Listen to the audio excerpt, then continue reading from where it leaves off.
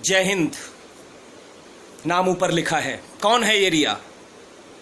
जी हां, लावारिस नहीं है, अनाथ नहीं है, परिवार है इसका, मां है, बहन है, भाई है, लेकिन इसकी मौत की किसी को परवाह नहीं है। उसका समाज नहीं है, ये कानून उसका नहीं है, क्योंकि वो रिया है। आइए मैं बताता हूं ये रिया है कौन। ये दिल्ली की मानसरोवर पार्क की रहने वाली बच्ची है, उम्र 21 वर्ष। मामला, इसकी हत्या हो गई कल मतलब 6 जुलाई 2017। चाकुओं से गोदकर आदिल नाम के लड़के ने हत्या कर दी। हत्या की वजह आदिल के प्रेम संबंध को स्वीकारने से इनकार करना। मुझे लगता है रिया आपको यह स्वीकार कर लेना चाहिए था, क्योंकि वो आदिल है। वो आदिल है, इसलिए आपको स्वीकार कर लेना चाहिए था। वो कोई दिनेश, रमेश, महेश, राकेश या दीपक नहीं है। वो आदिल है, उसका समाज उसके साथ है, ये कानून उसके साथ है, इस देश की राजनीति उसके साथ है, इस देश का राष्ट्रपति उसके साथ है। पूछिए कैसे? यहां मैं जोड़ देता हूं, यहां मैं स्पष्ट कर देता हूं कि अभी कुछ दिन पहले पलवल में एक जुनैद नाम के व्यक्ति की हत्या हुई।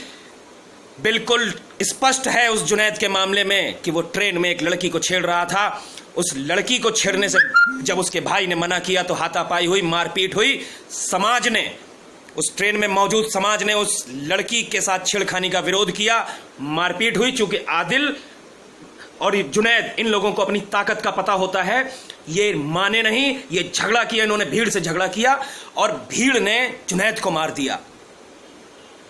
रिया भी भागी थी एक फोटोग्राफर के स्टूडियो में, लेकिन उस फोटोग्राफर ने शायद बचाने की जहमत नहीं उठाई। मैं परिस्थितियां समझ सकता हूं मेरे फोटोग्राफर भाई, कि अगर आप बचाते तो आपके साथ भी कोई नहीं खड़ा होता। आखिर हम खड़े ही किसके साथ होते हैं? आप आदिल नहीं हैं, मैं जानता हूं।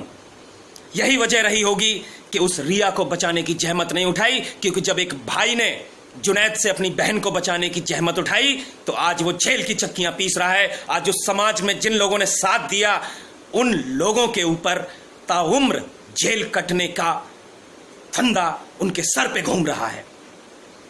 क्यों? क्योंकि वो जुनैद है और वो आदिल है। शायद आप समझ रहे होंगे। यही है मेरे देश का कानून।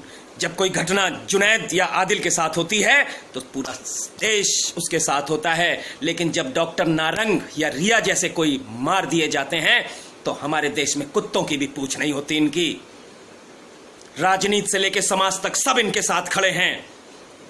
मेरे भाइयों, मैं निवेदन करना चाहूंगा आप सभी से, बड़े बुजुर्गों से, कि आज से हम अपनी जिन परिस्थितियों को हमने जन्म दिया है, इन राजनेताओं ने, इस राजनीति ने जन्म दिया है, जिन परिस्थितियों में ये कानून आज जिंदा है, उन परिस्थितियों में मैं निवेदन करना चाहूंगा आज अपने माताओं, बहनों, भाइयों और बड़े बुजुर्गों से कि आज से हम अपनी बहन और बेटियों को ये सिखाएं कि मामला जब आदिल, जुनैद, अहमद, आसिम, इमरान, खामरान का हो तो वो जो चाहें उन्हें करने दो, वरना मार दिए जाओगे। तुम्हारा साथ कोई नहीं देगा। क्यों? क्योंकि तुम रिया हो, तुम श्वेता हो, तुम प्रिया हो, या तुम ऐसे ही कोई दूसरी अन्य हिंदू लड़की हो। तुम्हारा साथ कोई नहीं देगा। मामला सिर्फ इतना सा है मेरे भाइयों कि वो रिया है और मारने वाला आदिल है। बीच रोड पे चाकुओं से गोद के चला गया। ये मेरी बहन भी हो सकती थी, ये तेरी बहन भी हो सकती थी। कोई नहीं बोलेगा।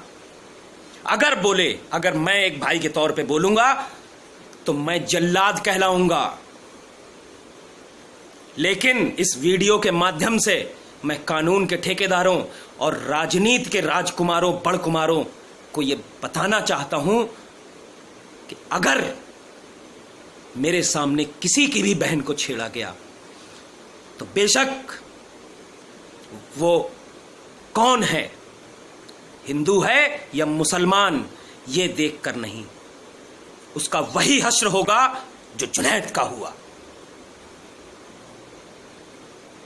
बेशक कोई साथ न दे, लेकिन अब हम शांत नहीं बैठेंगे। मैं निवेदन करना चाहूंगा मेरे भाइयों, इस रिया को अनाथ मत बनने देना। इस रिया को अगर आपके हृदय में इस लड़की के प्रति इतना सा भी लेश मात्र भी प्रेम है तो कुछ नहीं कर सकते तो इस वीडियो को पहुंचाइए, जिससे कि शायद कहीं ना कहीं कुछ लोग, एक समाज, जब हम सड़क पे उतरें तो एक जागृति हो समाज में। इसलिए एक शेयर करके कम से कम अपना एक फर्ज तो अदा करिए, शुरुआती फर्ज, इस रिया को अनाथ मत होने देना। जय हिंद।